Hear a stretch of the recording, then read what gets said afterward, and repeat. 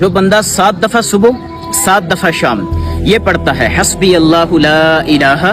الا ہو علیہ توکلت وہو رب العرش العظیم، کیا پڑھتا ہے؟ حسبی اللہ لا الہ الا ہو علیہ توکلت وہو رب العرش العظیم۔ اچھا، اس کے بارے میں حدیث پاک میں آتا ہے سچے دل سے پڑھے یا جھوٹے دل سے، یعنی بغیر دھیان کے پڑھ لے، ایسے ہی پڑھ لے، دل سے نہ پڑھے، تب بھی اس کے فائدے کیا ہیں کہ اللہ اس بندے کے دنیا آخرت کے بڑے بڑے کام آسان کر دیتے ہیں۔ حسبی اللہ، اللہ اس کے لیے کافی ہو جاتے ہیں، اللہ اس کی پریشانیاں دور کر دیتے ہیں، اللہ اس کے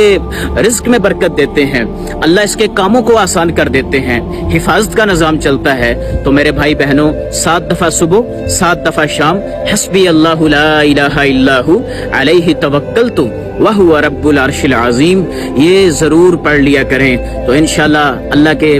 مدد ہمارے ساتھ